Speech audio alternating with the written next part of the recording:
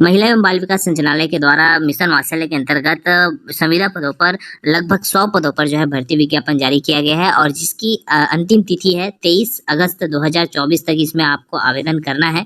और आपको बताना चाहूँगा कि जिला बाल संरक्षण जो गौरेला, पेंड्रा, मरवाही, मोहला, मानपुर, अम्बागढ़, चौकी, सारंगगढ़, बिलाईगढ़, महेंद्रगढ़, चिरमिरी, भरतपुर, खैरागढ़, छुईकदान, गंडई एवं शक्ति में जो नए जिले हैं उनमें रिक्त पदों पर भर्ती के लिए जो है यहाँ पे विज्ञापन जारी किया गया है, जो कि पूर्णतः संविदा है, लेकिन लगभग 100 पदों पर जो है भर्ती विज्ञापन जारी किया गया है। इस पर हम पूरा डिटेल में बात करेंगे कि इसकी योग्यता क्या है, इसका वेतनमान कितना है और ये कितने पद पर भर्ती विज्ञापन जारी किया है और इसका चयन प्रक्रिया क्या है।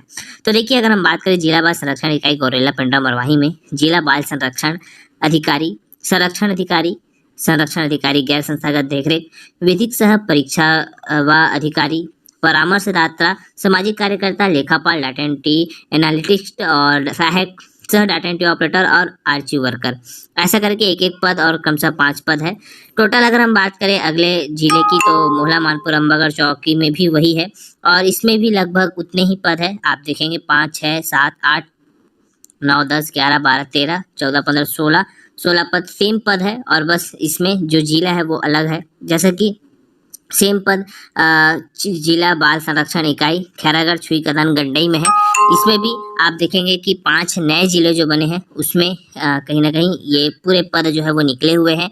अब यहाँ पे मैंने आपको पूरा जो नए जिले हैं उसके बारे में बताया है और लगभग जो 10 अलग अलग पद है, जिसमें कि पदों की संख्या अगर हम बात करें प्रत्येक जिले में कितने 16 पद है। और ऐसा करके अगर हम बात करें तो ये जो 16 पंचे 80 और डाटा एंट्री ऑपरेटर के अन्य पद, ऐसा करके टोटल 100 से अधिक पदों पर जो है भर्ती विज्ञापन जारी किया गया है।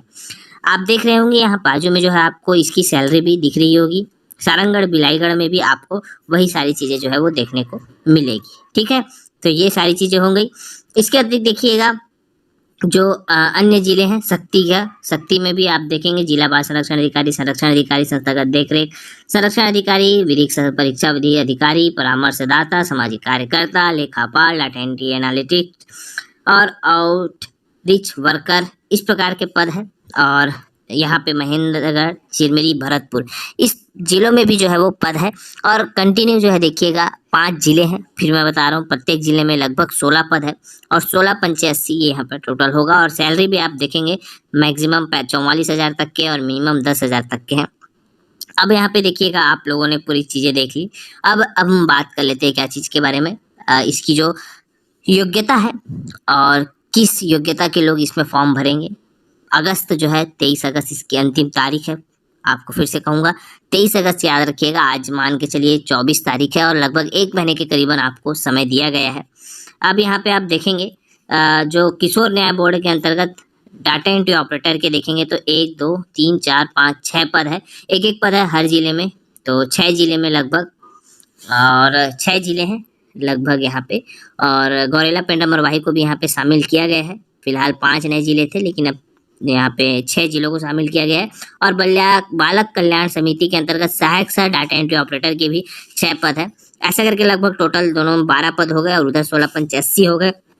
यहाँ पे अगर हम बात करें जिला बाल संरक्षण इकाई क्या हेतु शैक्षणिक योग्यता अनिवार्य कौशल का क्या है, तो देखिए जिला बाल संरक्षण अधिकारी के लिए अनिवार्य न्यूनतम शैक्षणिक अर्हता है किसी मान्यता प्राप्त विश्वविद्यालय से समाज कार्य, समाजशास्त्र, बाल विकास, मानवाधिकार, लोक प्रशासन और मनोविज्ञान, मनोचिकित्सा विधि, जन स्वास्थ्य, सामुदायिक संस्थान प्रबंधन में स्नातकोत्तर की डिग्री होना चाहिए। अनिवार्य कौशलता यह है कि कंप्यूटर पर MA, MS office, computer web आधारित अन्य सॉफ्टवेयर में कार्य करने में सक्षम होना चाहिए। और अनिवार्य न्यूनतम अनुभव यह है कि महिला एवं बाल विकास समाज कल्याण के क्षेत्र में जो प्रशिक्षण है वो आपको होना चाहिए। इसके अलावा आपको यहाँ पे 3 वर्ष का जो है अनुभव है यहाँ पे होना चाहिए। याद रखिएगा 3 वर्ष का अनुभव मांगा है किसके लिए, जिला बाल संरक्षण अधिकारी के लिए, ठीक है।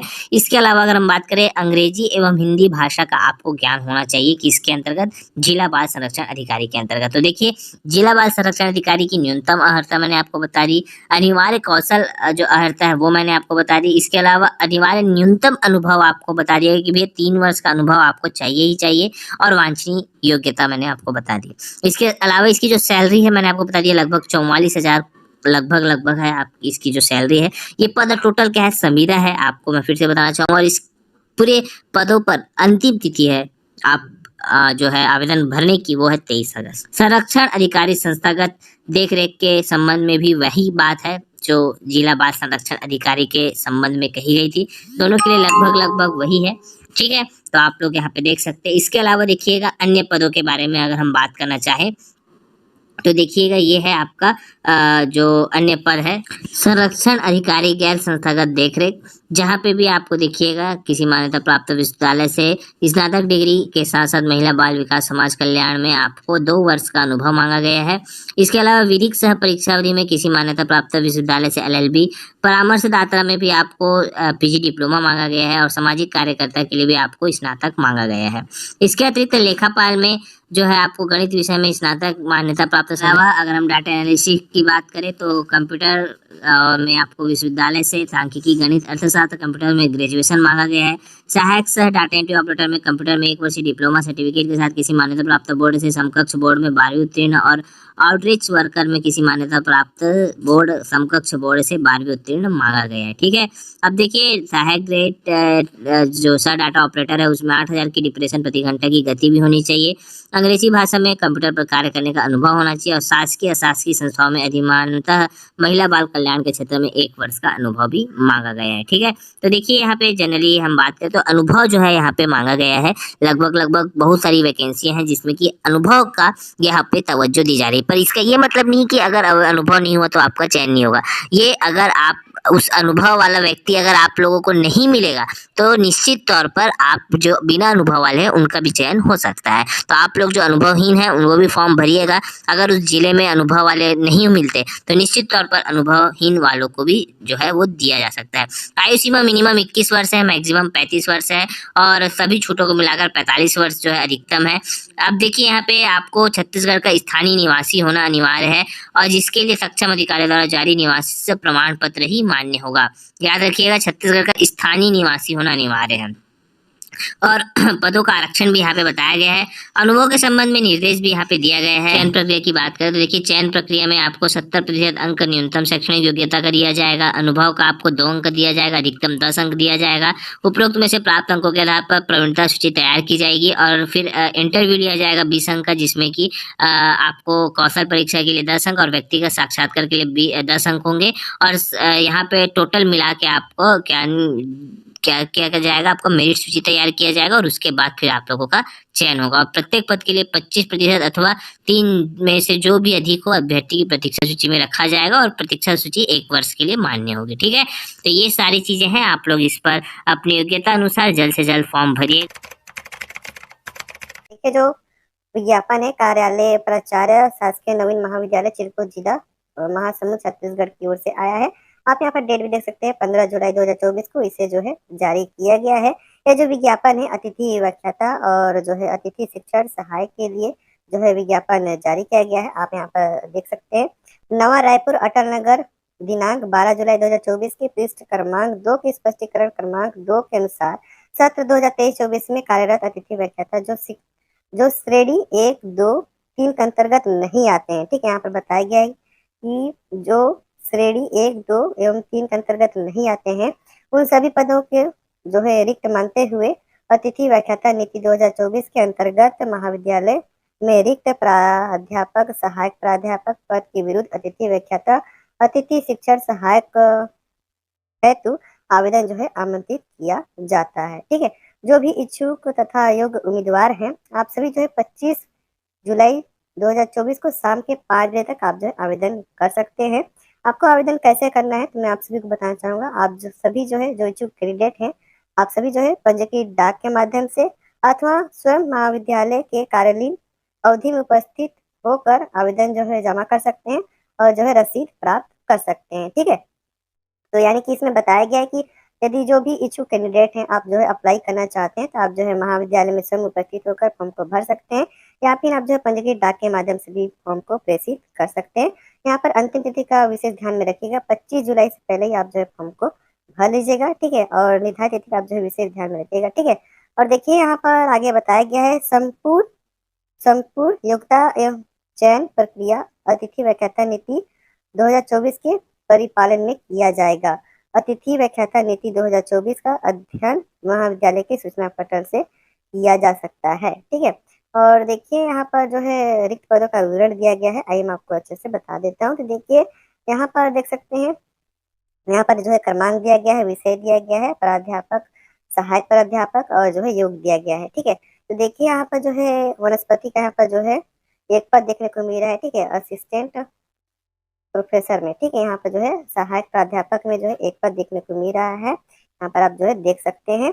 और देखिए यहाँ पर जो है सिर्फ एक ही पद के लिए जो है वैकेंसी के लिए जो है नोटिफिकेशन जारी किया गया है। और जो भी इच्छुक कैंडिडेट हैं आप सभी जो है निर्धारित तिथि से पहले ही आप जो है अप्लाई कर दीजिएगा। कार्यालय जिला शिक्षा अधिकारी जिला बीजापुर की ओर से सेंट्रल लाइब्रेरी बीजापुर में ग्रंथपाल, डाटा एंट्री ऑपरेटर तथा भृत्य के लिए अलग अलग पोस्ट पर भर्ती का विज्ञापन जारी किया गया है। इसके लिए शैक्षणिक योग्यता, आयु सीमा व चयन प्रक्रिया क्या रखी गई है आगे वीडियो में देखने वाले हैं। ग्रंथपाल के लिए कुल एक पोस्ट पर भर्ती का विज्ञापन जारी किया गया है। इसके लिए 35,000 रुपये पर मंथ सैलरी दिया जाएगा।